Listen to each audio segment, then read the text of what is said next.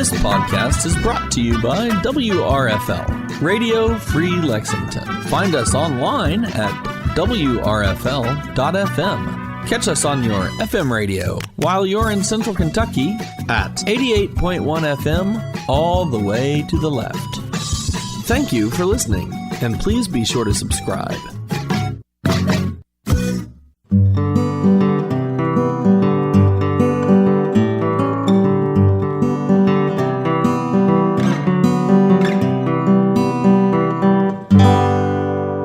Hello, everyone, and welcome to Philosophy Bakes Bread, food for thought about life and leadership. Philosophy Bakes Bread is a production of the Society of Philosophers in America, aka SOPHIA. I'm Dr. Eric Thomas Weber. And I'm Dr. Anthony Cashio. A famous phrase says that philosophy bakes no bread. That is not practical, but we in SOPHIA and on this show aim to correct that misperception. Philosophy Bakes Bread airs on WRFL Lexington 88.1 FM and is distributed as a podcast next. Listeners can find us online at philosophybakesbread.com, and we hope you'll reach out to us on Twitter at philosophybb, on Facebook at philosophybakesbread, or by email at philosophybakesbread@gmail.com. Last but not least, you can leave us a short recorded message with a question or comment or even some soft, fluffy, bountiful praise. We may be able to play it on the show at 859-257-1849. That's 859-257-1849. And one quick thing, folks, just special today is that as we were getting ready to put this episode together and to interview our guest, we got a wonderful shout out from Mike from Pittsburgh, who wrote us the following very kind note and gave us permission to share his message on the radio and in our podcast. Here's what he wrote. I've been listening to your podcasts on Spotify, starting with episode 1. As someone who earned a bachelor's degree in philosophy, I appreciate not only the academic discussions, but also the personal testimonies on how philosophy has influenced the personal lives of yourselves and the guest speakers. It forces me to recall how I first got involved with philosophy and motivates me to continue pursuing philosophy, whether through reading or discussions with others. Thanks, says Mike from Pittsburgh. Thank you for the kind words, Mike, and really great timing. It really means a lot to us to hear from all of our listeners. Indeed. Thank you so much, Mike. On today's show, we're thrilled to be talking with William Irwin about his most recent book, God is a Question, Not an Answer. And we'll ask questions about God being a question, of course. It was published in December 2018 with Rowman and Littlefield Publishers. We'll title today's episode, God is a Question. But Bill also recently published a novel, Little Siddartha, also out this year. You've had a very productive year. Busy author and scholar. No kidding. Bill is Herve A. LeBlanc Distinguished Service Professor and Chair of Philosophy at King's College in Wilkes-Barre, Pennsylvania. He is also the editor of numerous books on philosophy and popular culture, including Seinfeld and Philosophy, The Simpsons and Philosophy, and The Matrix and Philosophy. He was editor of these books and then general editor of the Popular Culture and Philosophy series through Open Court Publishing. In 2006, Bill left Open Court to become the general editor of the Blackwell Philosophy and Popular Culture series, which includes Metallica and Philosophy and Black Sabbath and Philosophy, among other volumes. Wow, a lot of people are probably familiar with those books. Indeed. And I feel like everyone had Simpsons and Philosophy. Right. Yeah. All right, well, Bill, as you know, we call the first segment of each episode, Know Thyself. Know Thyself. So we want to make sure that listeners know a bit about the person behind the philosopher, right? We kind of want to make sure that the philosophy feels personal. We believe strongly that that philosophy emerges from that sort of personal background. So given that, we want to know whether you know thyself. Little test for you. Right? Well, so tell us about your background, how it shaped who you are, and then maybe how you got into philosophy. Thanks for having me, Anthony and Eric. And so about myself, in some ways, I'm a walking cliche, I think, when it comes to my interest in philosophy. I had the cliche existential crisis when I was a teenager, and it certainly didn't feel like a cliche at the time. It was very real and powerful. Right. And I had been raised in a very strict Catholic upbringing. And when I got to high school, ironically taught by Jesuit priests, I lost my faith with really their help. They taught me to question things that I was taking for granted, thanks to the nuns from my elementary school. And really threw my whole world into chaos and made me question not just the authority of the church and of God, but of everything else, I suppose. And really, through their help in theology classes and English classes, I found that I was very interested in ideas and trying to find ideas that would help me to live and make sense of life. And it's been a long journey since then, I guess.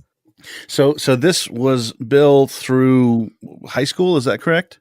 Yeah, in high school, when I was 14, 15, 16, the religion of my upbringing was challenged by priests, Jesuit priests, and they taught me that what the Bible said isn't exactly so.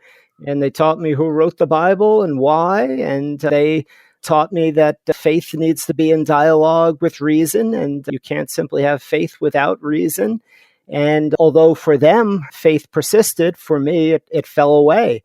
And without that, it's a pretty earth-shaking experience. And I had to find new ground and new ways of living. And in many ways, I've been on that quest ever since. And is that what led you to philosophy and later study, right? Is it because of this crisis and this sort of experience that you studied philosophy? It did, because really through my theology classes, I started reading philosophy in high school, a little bit of Socrates and Plato and Sartre and Nietzsche, picking things up on my own by browsing the local Walden books that they used to have in the mall back there. And I miss Walden books, yeah. Yeah, gathering some suggestions from priests and from teachers that I had who had some interest and exposure to philosophy. So I was reading on my own and trying to make sense of things, and then got to college. And I wasn't convinced I would major in philosophy. I was also interested in psychology. And for me, those two areas are pretty closely connected. But eventually, philosophy won out. And I guess that's the short version of the story. It was on to graduate school after that. And now I teach at King's College in Pennsylvania. Oh, wow. So the Jesuits sort of pulled the rug out from underneath you, so to speak, faith-wise. Right. Were they kind of surprised by your response, or did they think this is sort of a natural progression? No, I don't think so. And in fact, I think it's something that they even wanted to foster. The message that I got was that a naive or immature faith was not a faith worth having. And so the questioning that they did and that they inculcated, better to lose your faith, perhaps temporarily, perhaps for good, than to simply have a faith that was the kind of naive and uninformed faith that I had when I was 14 years old and had been educated by nuns. Not that there's anything wrong with nuns necessarily, I should say. Not nun bashing. There were plenty of lovely women, but they did not teach me to have an educated or informed faith, I would say. So this is a religious adaptation of the line from Socrates who says the unexamined life's not worth living, but perhaps the unexamined faith is not worth believing. I think that really was the message that I got from the Jesuits, and I've had a great deal of fondness for the Jesuits ever since, so much so that I continued my education after high school with the Jesuits at a Jesuit university, and no kidding. I've maintained good friendships with Jesuits ever since. So you mentioned that in terms of your next areas of study, that psychology was of interest, and one response to your experience could have been that, I'm not interested in this kind of stuff. It doesn't seem to pull me in, but instead you continued in philosophy, but looking perhaps for different answers. Is that right? Like, or what was it about philosophy that made you continue on in that area of study rather than others? Well, I was looking for the same kind of answers from both psychology and philosophy, right? Answers to big questions about meaning and how to live a life that is happy and fulfilling. And I suppose it just came down to a bit of methodology. The psychology that I was being taught in college was very scientifically oriented and very focused on what I would take to be small questions, experimentally explored. And that's a lot of important work that's done in psychology, but it really didn't scratch me where I itched, I guess, right? Whereas philosophy, even if I didn't like everything about the philosophy classes that I had, it was at least open to big, grand questions and was open to speculation and was open to questions about how to live a life that's meaningful and a life that is rewarding. Interesting. So this helps me understand one thing that we didn't get a chance to mention in the introduction because, frankly, you're so productive. But one of the exciting things that Bill does, everybody, is that you have written for Psychology Today, right? Yeah, that's right, and that is really a boon, a real gift to be able to write for Psychology Today. And they don't really hem me in on being a practicing psychologist or somebody who frames things in light of the latest psychological research. They're glad to have. I'm not the only philosophy professor who writes for Psychology Today. They're pretty open to the areas that I can touch on. Sure. So you began with an interest in the existentialist and sort of questioning religion, and you've clearly stuck along with the thinking about religion problem. Did you continue work in the existentialist, or did your philosophical work go in different directions? I've maintained an interest in the existentialists. I've taught existentialism. I never had an undergraduate course in existentialism, despite that being what I was most interested in starting college. And I did get some exposure and seminars in graduate school, but the person who I most wanted as my dissertation director was not in that area. So I worked on hermeneutics and Gadamer and Heidegger, continental philosophy, and really have only more recently gotten back to doing more scholarly work on the existentialists. You've also published a book on existentialism, right? You want to tell people about that? Well, that drives a lot of existentialists crazy. It's called The Free Market Existentialist. It combines... It combines two things that one doesn't often find together: libertarian political philosophy and existentialist philosophy. Jean-Paul Sartre, who is probably the arch existentialist, later became a Marxist, and most existentialists these days tend to see that as a pretty good fit. And in the book, I argue it's actually not that good of a fit, and there's a closer link to be made between existentialist philosophy with its emphasis on individual freedom and responsibility and libertarian free market philosophy. I mean, that makes a lot of sense to me. Another episode. Yeah, right. It does sound like another episode. I mean, they're all about liberty. They're all about thinking about the individual, right, and shaping who you are as a person, right, without reference to the essence first, right, of humanity. It makes a lot of sense to me. It's funny that it drives others crazy, but that's very interesting. Well, so sometimes you've done your job well if you've annoyed a few people, right? That's right. Well, before we end this segment, we have to ask the question we ask of every guest on the show, and I know it's one of Anthony's favorite questions. Well, yeah, it's always interesting to me to hear how people answer this. But Bill, what would you say philosophy is? You've been kind of interested in it since high school. If someone were to ask you, what is philosophy? How do you respond? What is philosophy? Well, so I've thought about this, as you might expect, and the classic definition, the root meanings of the word, a love of wisdom. But I don't think that really takes us far enough, because you can love something and not really do very much about it, although usually you do. Love usually turns into action, right? So for me, philosophy is really about seeking wisdom and practicing wisdom, right? And it's more than just the seeking. We can do the seeking in a lot of ways, whether it's through discussion with one another, listening to radio shows and podcasts like this, reading.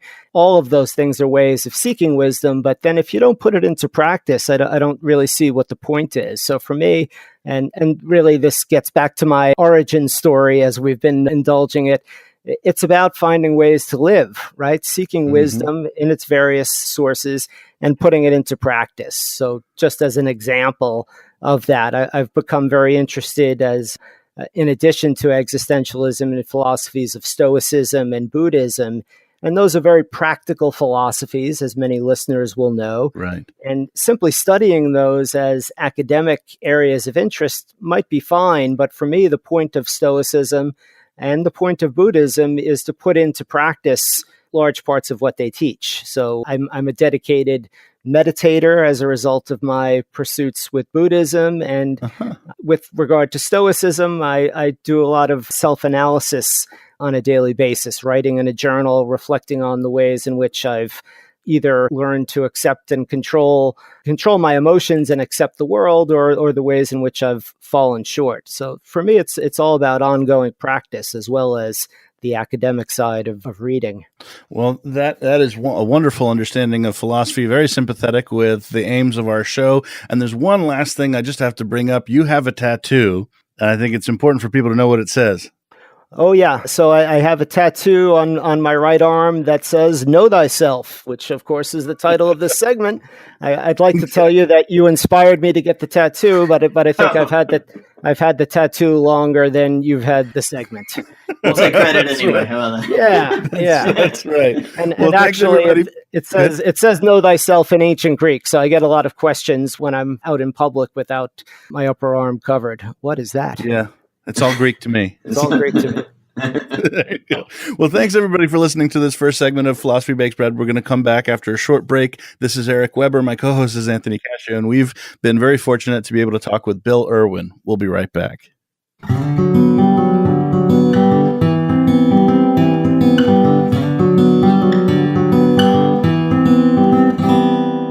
Welcome back, everyone, to Philosophy Bakes Bread. This is Anthony Cashio and Eric Weber here talking today with William Irwin about God as a Question, which is the topic of his new book, God is a Question, Not an Answer, which is, I think, an exciting title, frankly.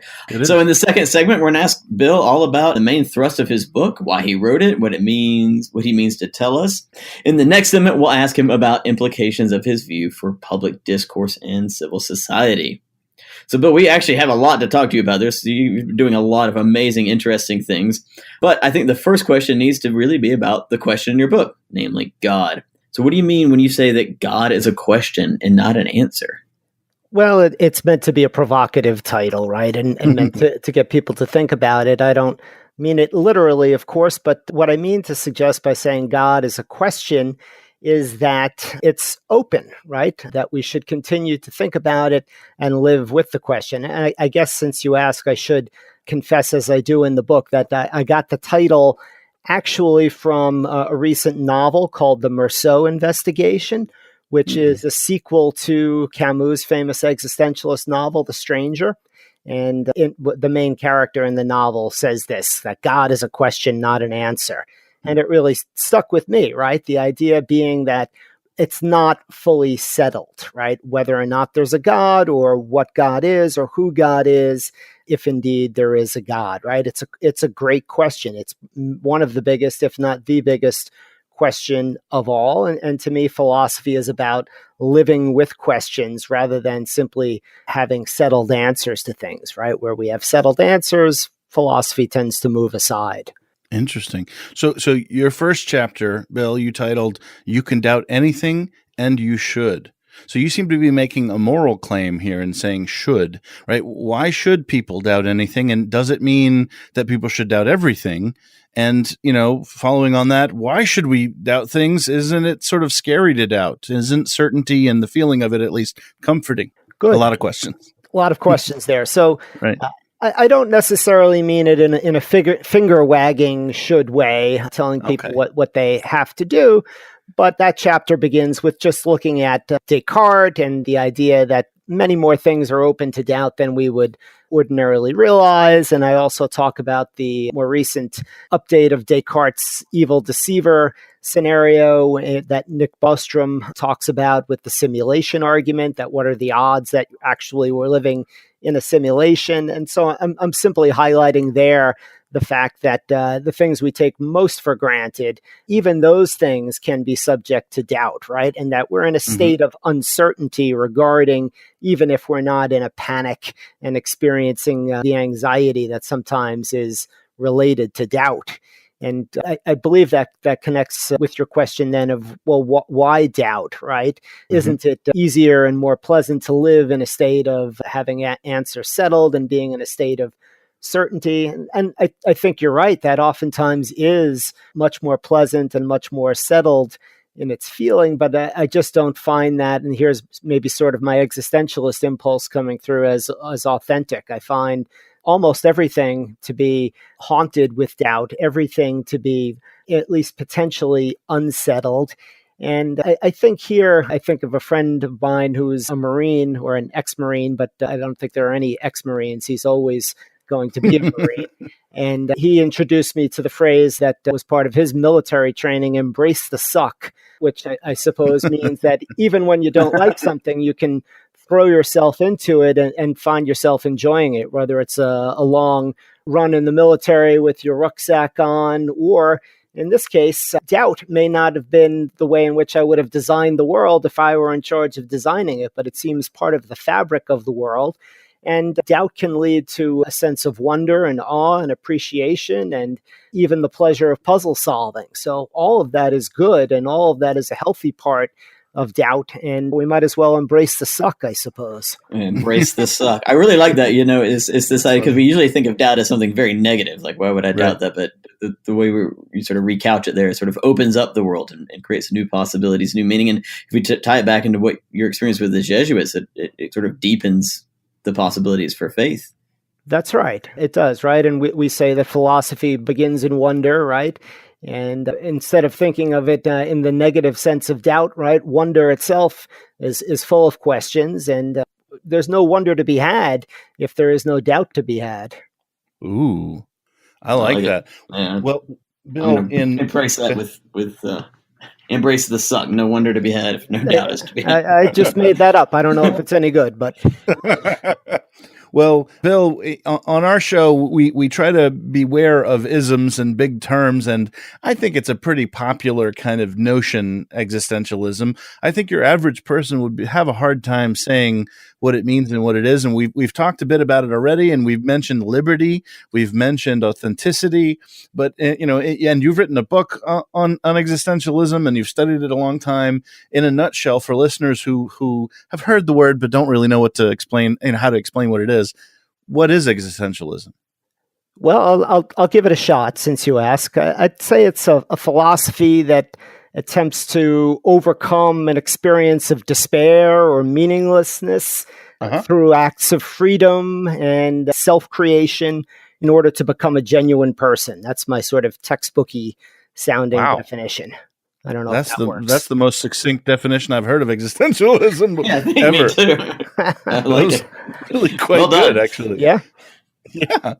Yeah, well done. All right. So, and along those lines, of course, there are many different existentialists, right? From Kierkegaard, who is a religious believer, to Nietzsche, from whom we get the phrase "God is dead," to Sartre, who is also an atheist, and Heidegger. Right. There are a wide variety, and I would certainly count a number of more literary authors, including Camus, a philosopher and literary author, among the fold as well.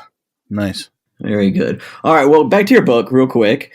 You write this book from the perspective of what you call an honest atheist. What do you mean by that? Are atheists often dishonest, or what would you make as the difference between, in your view, an honest atheist and being agnostic?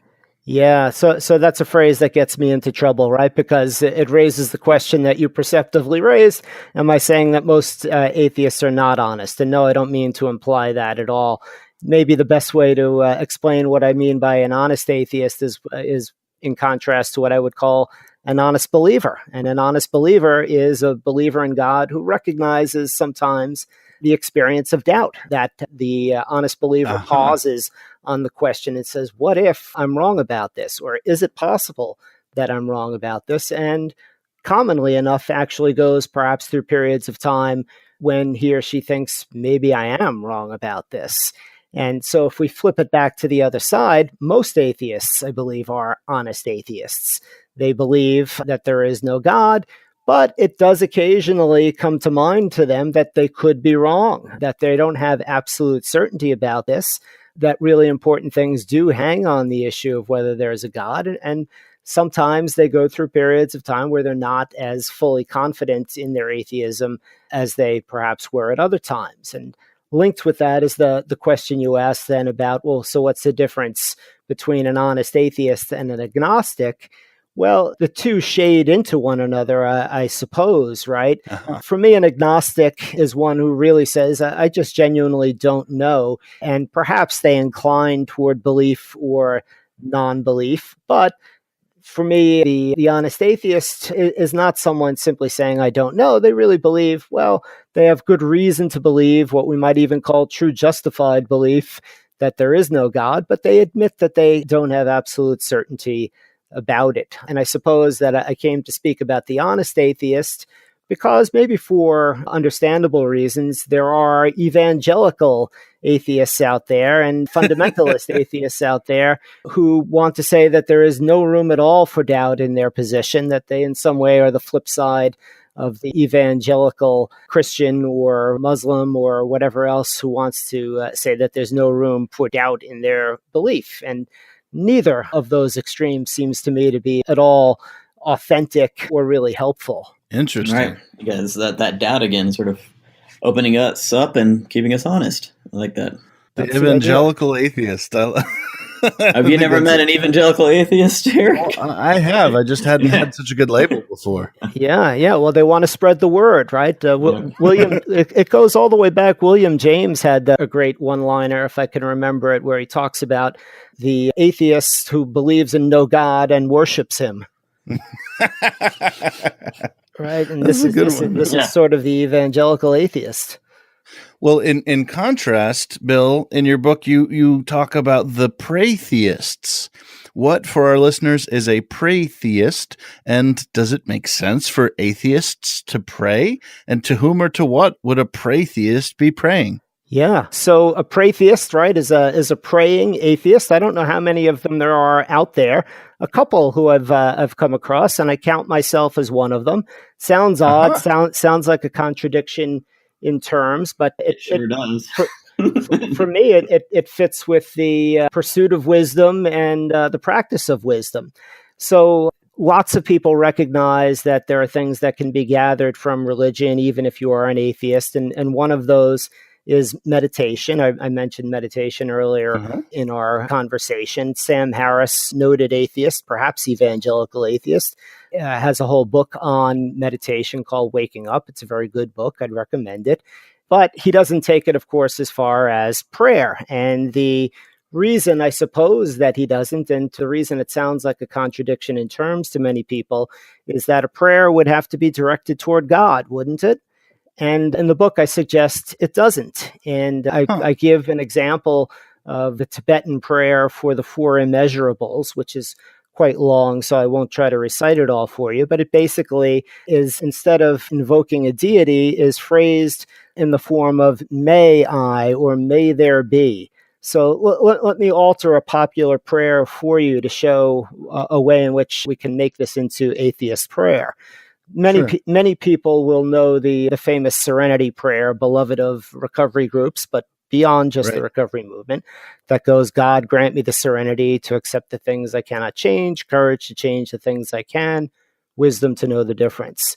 If we simply remove God, grant me, and simply say instead, may I have the serenity to accept the things I cannot change, courage to change the things I can, and the wisdom to know the difference, we have what can still be conceived of as a prayer without a deity. Now, for some people, that will still be hard to make sense of, right? Because if it's not spoken to somebody else, then it's hard to, it just sounds like you're talking out loud to yourself, which as a pray-theist, they would say you are just talking out loud to yourself. So if you want to invoke it to the universe or to the non-existent God or to the God in scare quotes, whatever would work for you could be fine.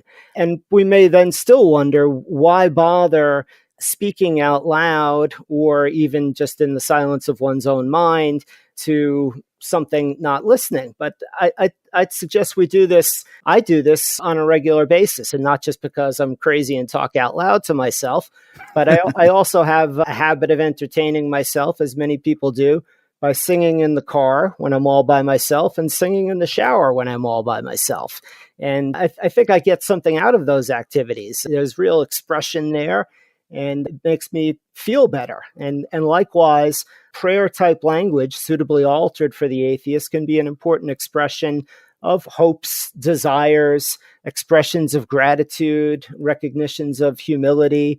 I think there's a lot of valuable, a real valuable mine there if we'll avail ourselves of it. This is fascinating. It really it's is interesting.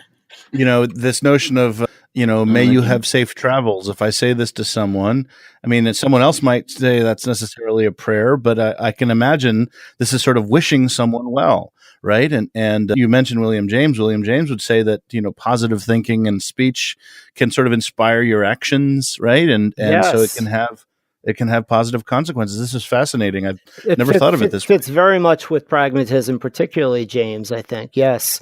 Indeed. Even think of the way in which you, as a believer, might petition God for success in a job interview. Nonetheless, you can pray as an atheist for success in a job interview in a way that fits very much with James's pragmatism, right? May I succeed? May I say what needs to be said? That sort of thing. Well, I mean, is there a difference here, sort of, to kind of take a little counterpoint between sort of hoping out loud, may I succeed in this interview, or may I drive safely, and praying, right, where you're appealing to something outside of you, right? One of them seems like just saying a hope out loud, and the other one seems to be appealing to a relationship. Well, there certainly is a difference between atheist prayer and the prayer of a believer. You're right, because the one depends on a relationship and the other simply doesn't, right? And you might want to characterize the atheist prayer as, well, it doesn't necessarily even have to take the form of wishing. For me, I use it for the expression of gratitude as well, by saying either out loud or in the silence of my own mind, I'm grateful for the health of my children. I'm grateful for the good weather that we're having, whatever, to get myself. And again, this is, I think, very Jamesian and pragmatic, get myself in a mindset that is appreciative and full of gratitude. Well, this is fascinating. I'm sure Anthony and I have bunches more questions we'd like to ask right this minute, but we need to take a short break and come back. Fortunately, we have 2 more segments with Bill Irwin. This is Eric Weber. My co-host is Anthony Cashio, and we'll be right back with Philosophy Bakes Bread.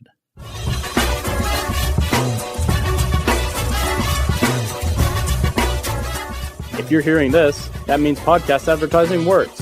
WRFL is now accepting new applications for advertising in a selection of our original podcast series. If you or someone you know owns a business in Central Kentucky and would be interested in advertising on WRFL's original podcasts, please email development@wrfl.fm.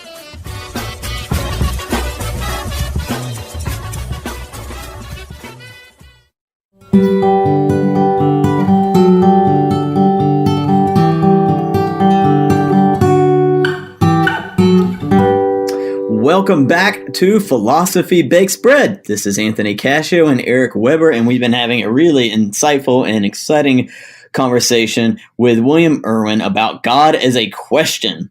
In the last segment, we asked Bill about his book, which is titled God as a Question, Not an Answer. So we learned about the title and all sorts of interesting religious insights. In this segment, we'll continue that conversation and discuss some of the implications of his view for public discourse and civil society. That's right, Bill. So, one of the questions that comes up when you think about believers and non-believers is about obstacles to civil discussion. So our question for you is, how do you think about what are the obstacles to civil discussion, and how do you think we should address those obstacles? Yeah, thanks for asking about that. Of course, in addition to politics, religion is probably the most difficult issue to handle in terms of civil discussion. And I'll tell you, one of the things that I find most difficult is when people presume agreement with me, or someone presumes agreement with you. Many of us find ourselves parts of different monocultures, whether it be as part of a family or as part of a work group or a neighborhood. And I suppose it's a natural tendency to think when somebody shares other views in common with you or other interests in common with you, that they then share your belief, for example, in God, or your lack of belief in God. And that's something that is a pet peeve of mine, and I really would hope that we would try to watch out for. Sometimes it can be handled with humor, particularly in the ugliest cases. I was just thinking about when about 20 years ago, and I had just moved to the area where I live now. I was at the gym, and in the locker room afterward, a guy who I didn't know at all, but I guess we had just been in the gym working out at the same time, told a Jewish joke. And I looked at him and I said, "Oh my God, that's hilarious," and I don't get to hear a lot of Jewish jokes because I'm Jewish. And his face just dropped, right? And and then I said, "No, I'm not Jewish. Just gotcha, right?" But that's the kind of thing where this guy just presumed he knew I wasn't Jewish, and somehow it was. I mean, even if I don't know under what circumstances it's okay to tell a Jewish joke, but I really was able to zing him that way, right? And to me, one of the great problems that comes when people presume that I agree with them is the question then, should I, that was kind of an easy one. I just did that off the cuff, right? But there are other cases where we have to wonder, is this worth having an argument about, right? Philosophers tend to love arguments, and I kind of like them on paper, but I don't enjoy them as much in person these days as maybe I did when I was younger. And talking about this issue with a friend of mine, he told me about zombie guts. I don't know if you guys are familiar with zombie guts. No. Well, I mean, no.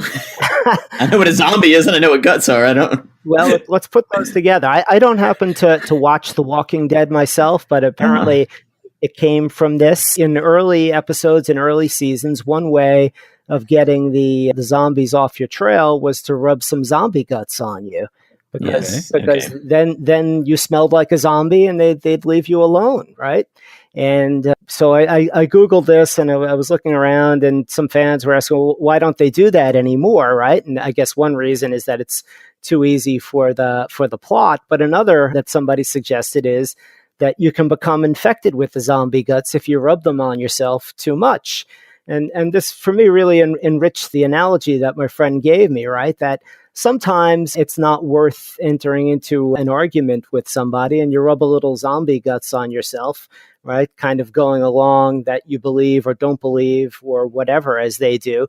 But if you do that too often, you may end up getting infected, right? In the sense that you no longer recall why you believe what you believe. And this is an important point that John Stuart Mill had made, that we need to sharpen our saws against one another. Maybe he doesn't say saws, but the idea that we sharpen our intellectual blades by engaging with one another. And that's one of the reasons that minority opinion is important. So if I find myself with a minority opinion in a monoculture of one sort or another, I can't just always rub zombie guts on myself. I need to sometimes engage. Yeah, like a blade, you have to sharpen your wit against something with friction, right? That's right. I think that's I remember another scholar using that kind of metaphor as well. That's but right. Mill didn't have Facebook and other social media to deal with. It wasn't as constant. I often wonder. I always think that's a great idea, but then I wonder: are there certain places that are better for this sort of engagement than others?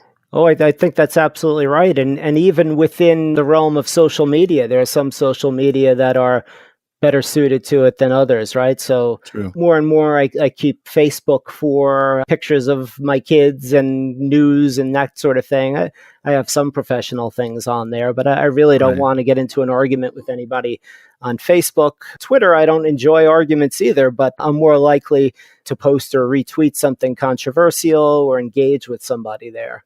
That's actually exactly why I started an author page, because then I have a different profile where I can talk about argument kind of stuff. And then I have my own, account where I can just have my kids and photos and stuff and friends. Right.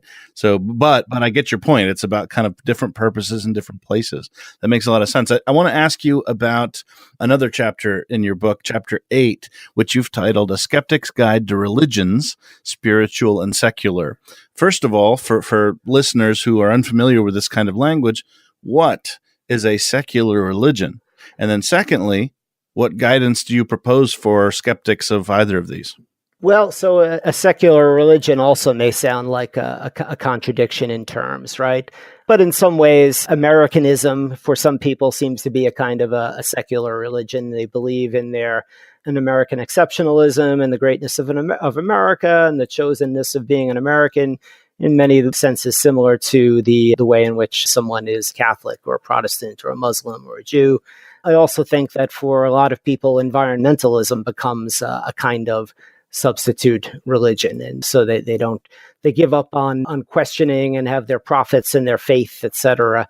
the way in which some of the worst elements of religious belief might have. So I think it is possible to have this kind of secular religion as well. And the problem in many cases with both is putting our trust in infallible human beings, right? Whether it be in the case of a religion, the earthly authority figures are always going to let you down. And likewise, too, whether it is a political religion or a nationalistic religion or the religion of some sort of cause, the people are fallible and will let you down. So I counsel real skepticism with regard to those.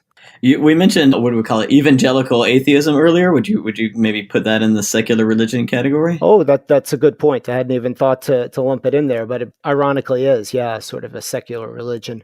All right. Well, so civil discourse, requires civility of both sides. I think we've hopefully everyone agrees to that. We've discussed kind of how an atheist can be more civil in their conversations with those who are more religious, right? Sort of not just assuming positions and things. Should a religious person sort of respect the views of the atheist? Oh, I would hope so, right?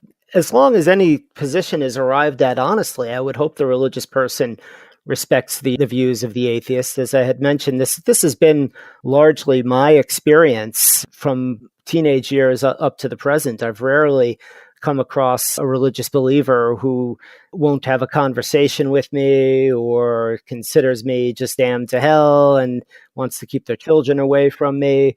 No doubt there are people like that, but I suppose it's clearly the case that somebody who is a religious believer should try to find common ground and learn from the atheist. And oftentimes the atheist is a role model of morality and civil behavior and intellectual curiosity and all of those kind of good things. Do you think it's maybe challenging from the standpoint of a person of faith to sort of recognize that the atheist sort of disbelieves and maybe even almost morally disagrees with everything they believe? Certainly it's challenging, and it may be one of the last hurdles that we have to clear. Not that we've fully cleared all of the hurdles when it comes to religious belief, but I see a great deal more ecumenicalism than even when I was growing up in the 1970s. To me, I mean, I was taught that all Protestants were going to hell, and I don't find too many Catholics who believe that anymore. There's a great deal of respect across religious barriers. Not that that we're anywhere near where we need to be with that, but it really has increased dramatically. Atheists aren't fully taken into the fold, right? It's still, you can be elected to Congress if you're Catholic, if you're Protestant, if you're Jewish, even if you're Muslim, right? Which is a tough one in this country. Rare, but it's possible. Yeah, it's possible, but it's very difficult to be elected to office in this country if you're out of the closet, so to speak, as an atheist. But right. I think we're coming closer to the day where more and more religious believers recognize that there are people who are sincere and good people who simply don't have a religious faith. Very interesting. So this seems to me relates to what we were talking about earlier when we were talking about the notion of if you don't really grapple with non-belief, how sincere can your religious belief be? Right? Is this something you'd strongly encourage religious people to consider and for themselves? It is something I strongly encourage them to consider for themselves. And I think most of them do it pretty naturally. In fact, I tend to hear from people when I write or speak about these issues saying that, I've always in my mind or in my heart wondered and worried about these things and thought about these things. And many belong to congregations or traditions where that kind of questioning is encouraged. As I've said, my own experience with the Jesuits was extremely fortunate in that way.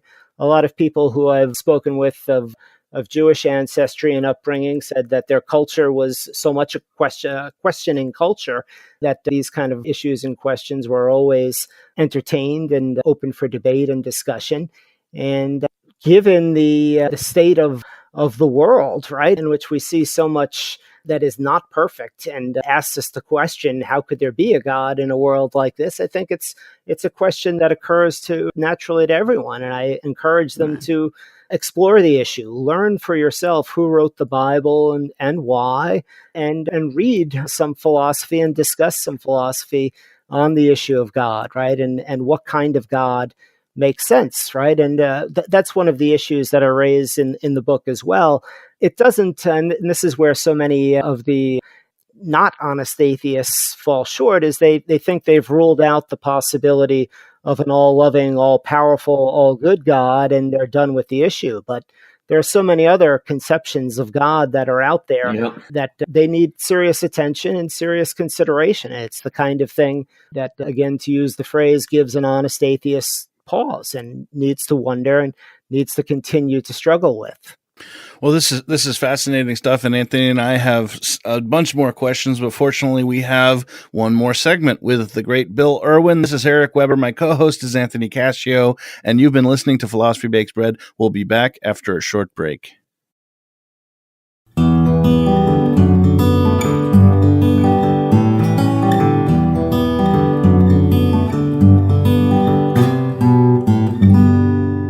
Welcome back to Philosophy Bakes Bread. This is Anthony Cashio and Eric Weber, and today we've been having an absolutely delightful conversation with William Irwin about God as a question. We've been talking about atheism, theism, pratheism, civil discourse between atheists and those of faith.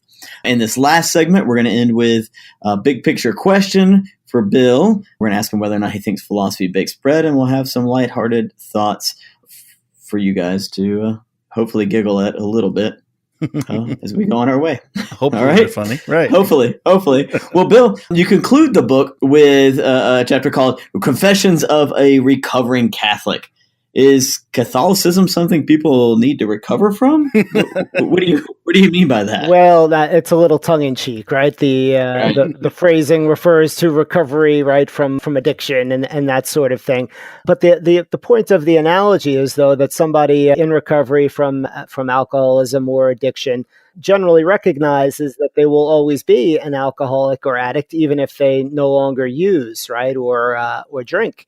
And that's a really important part of successful recovery in most 12-step programs, to recognize that you've not left it behind. And in fact, that it can be an asset, right? Because it's an asset for somebody in 12-step recovery that they can help somebody else to recover in a way that someone without the experience can't, right?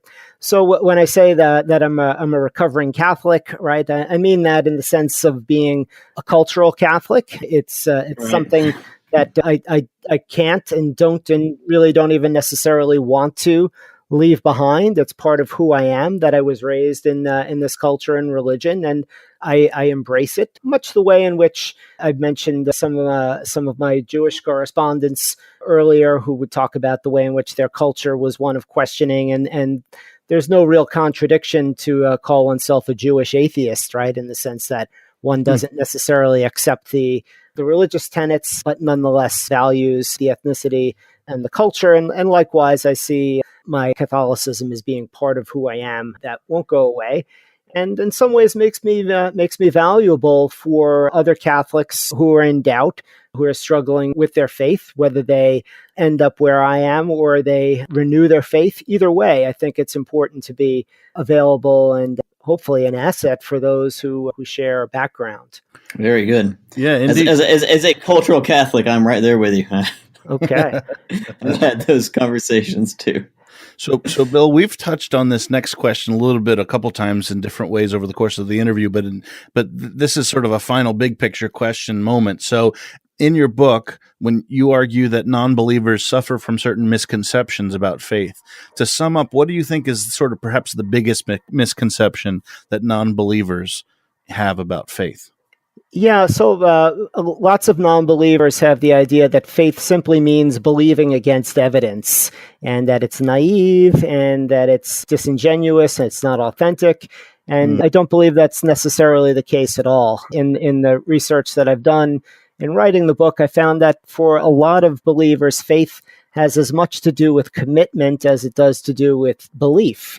And we see this in some of the other ways in which we use the word faith, right? So we can speak about a faithful husband or a faithful friend. And being a faithful husband or friend doesn't have a whole lot to do with what you believe, but rather your level of commitment. And I also think of my my Marine buddy and the Marine motto of Semper Fidelis, right? Always faithful, right? You're part of something, you're committed to something, and you can be part of something and be committed to something, including a religion, and have some of the beliefs themselves change while the faith remains strong and committed. And I also think that there's a potential level of insight there that people with faith may have that we should wonder about. This gives me pause as an honest atheist. Some people have a real talent for tasting wine or for whatever it may be, listening to music and detecting subtleties. And so I sometimes wonder, does the person of faith have a kind of a talent or an ability or an insight that the person without faith doesn't have, or at least doesn't have developed? And I think that's something that should give the non-believer pause. That's a really nice, I like that last point a lot. That's good. Yeah. Okay. One question I want to ask you, Bill, is about your fiction writing. We mentioned at the top of the show, you also have a book coming out called Little Siddartha, which is a follow-up, a sequel to Hermann Hesse's Siddhartha. Is that correct? That's right. So we should probably have you on again sometime soon for a whole episode about this. Oh, that'd be awesome. I would like that. But for now, a little tease to our listeners with a first taste. Why do philosophers like yourself engage in fiction writing, right? And much philosophy is written in the nonfiction style, for better or worse. A whole nother argument there. Yeah. What's the difference, and how do your aims and methods differ between fiction and nonfiction writing, if they do? And that's probably a huge question. So yeah, well, I think stories are important, right? You can reach more people and touch people more deeply with stories. And in terms of how the two differ, right? It's okay to argue for a point in a philosophy, a work of philosophy, a paper or a book. When it comes to writing fiction, people tend not to like to have didactic fiction that's instructing them morally or politically or anything else. It's really much more about showing. Yeah. So, but it's much more about showing a way in which the world could be from different perspectives, at least when it succeeds, right? That makes a lot of sense, and I'm tongue in cheek when I say Ayn Rand, because actually she's hugely popular. But for some people, the didactic moments are the ones that make you roll your eyes. Right. But no, she's one of the successful ones. But there's a philosopher in the pragmatist tradition, I explained for listeners, named Richard Rorty, who has argued that he thinks actually that stories are crucially important for advancing moral aims. Right. If you're going to sort of convince people about change that's needed, stories like To Kill a Mockingbird are important. Right. Right. We all like to think that we're convinced by arguments, but that tends not to be the case, even for philosophers, as much as we'd like to think. We're more often moved by the heart and by feelings. I think there's a lot of truth to that, indeed. Very good. I want to ask questions about little Siddartha, but we'll save that for next time. Hey, that'll be great. That's right. That'll be good. All right. Well, one of our final questions for you, Bill, comes from the inspiration for our show, the title, Philosophy Bakes Bread. What do you think, Bill? Would you say that philosophy bakes no bread, as the famous saying goes, that is, it's not practical in any way, or that it does, and why and how? Explain, show your work. Yeah. So philosophy bakes bread in the sense of being practical, right? It can, and I'd like to think it more often should. The way in which I think about philosophy is not just about seeking wisdom, but by practicing it and taking things that can be put into practice. Now, there is a lot of philosophy that maybe does not bake bread, in the sense that it's abstract, and in many cases it's one philosopher speaking to another pretty exclusively. But even in those cases, eventually the wisdom can be distilled and put across in a way that does bake bread, that is practical. I mean, I think so much can be gained for how to live a life and how to make sense of life from philosophy, and we do it a disservice when we don't see that. Awesome. Very good. I like that answer. Thanks. As you know, Bill, we want people to see both the serious side of philosophy as well as the lighter side. So we have a bit in this last segment that we call Philosoph-Funnies. Say Philosoph-Funnies. Philosoph-Funnies. Say Philosoph-Funnies. Philosoph-Funnies. So we want to hear if you've got a favorite joke or a funniest fact or a funny story, either about your book or the subject of our conversation or just about philosophy. Have you got a funny story or a joke to tell us? Yeah, I've got kind of a joke or riddle. Something else occurs to me, though, just while we've been talking. It's been a lot of fun. You guys are a lot of fun, and it's kind of cool being on the radio on a podcast with two hosts. And we're recording this during the holiday season. It got me thinking of one of my favorite Saturday Night Live skits, which maybe you even know what I'm referring to. But I think I know exactly what you're talking about. It's the holiday season, and so I like to bring out my balls. My friend Pete Schwetty and sweaty balls. Sweaty balls. So I don't know. I knew exactly where you're going with it. Right? It's not the delicious dish, but philosophy bakes bread, right? So we're pretty close. At least we have some bread going, even if we're not a cooking show here. But anyway, thanks for letting me say sweaty balls. I've always wanted to do that. And, we'll have to have a link to that skit in our show notes. Yeah, that's a great skit if you haven't seen it, guys.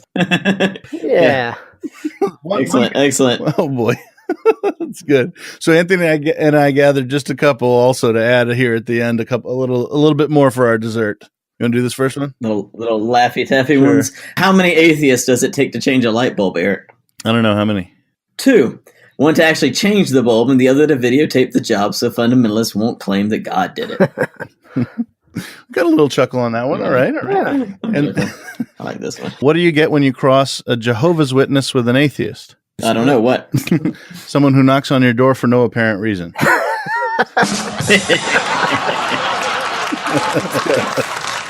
Oh, boy. I love that joke. All right. Well, last but not least, we want to take advantage of the fact that today we have powerful social media that allow for two-way communications, even for programs like radio shows. So we want to invite our listeners to send us their thoughts about big questions that we raise on the show. That's right. Given that, we'd love to hear your thoughts. Bill, if you've got a question to pose for our listeners, we sometimes have a future segment that we call You Tell Me. We invite past guests back on sometimes to see what they have to say about listeners, thoughts and questions and so forth. Have you got a question to pose for our listeners? Yeah, I guess it's a question maybe / challenge, right? We've talked about living philosophy and sort of practicing wisdom. And to me, it's a question that I try to ask myself on a regular basis, even though I don't always have a good answer to it. What's the last big issue about which I could admit I was wrong? I think that's an important philosophical question to ask ourselves, right? The chances are that we're all wrong about lots of things, including some important things. And just to show that I'm not just chiding the listener, I'll tell you something that within recent years, for sure, I've come to conclude and think I was wrong about, even if I've not closed off the question. I used to think that most drugs should be illegal. And through reading and thinking and discussing this quite a bit more, I've changed my mind.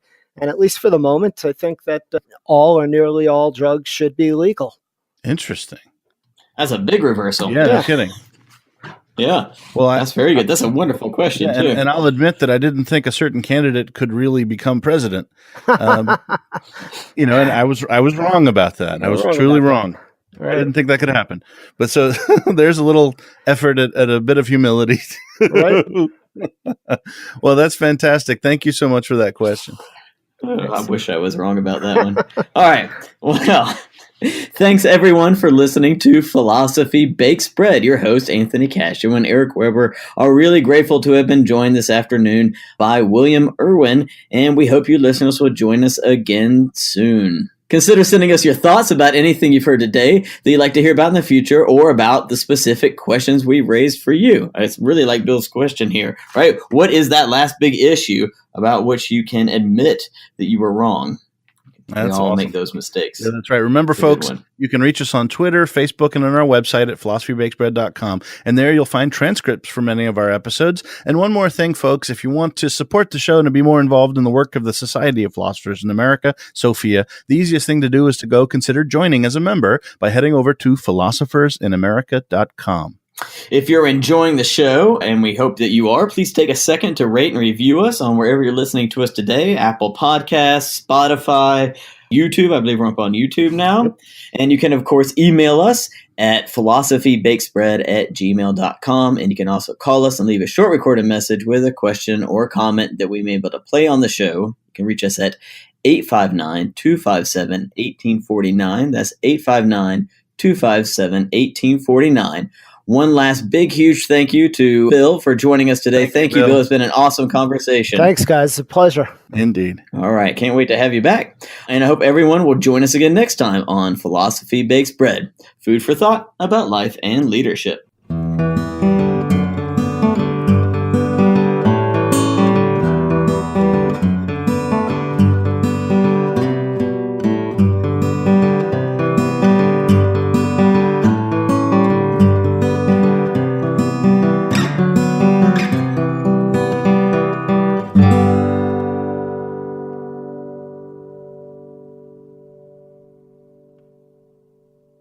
Hey there. If you're enjoying this podcast from WRFL Lexington, you may enjoy our live radio stream at WRFL.FM and, of course, via radio at 88.1 FM in the Central Kentucky area. We have a wide variety of programs you're sure to enjoy. Just go to WRFL.FM/schedule and see what programs appeal most to you. Thanks again for listening to this podcast from WRFL Lexington.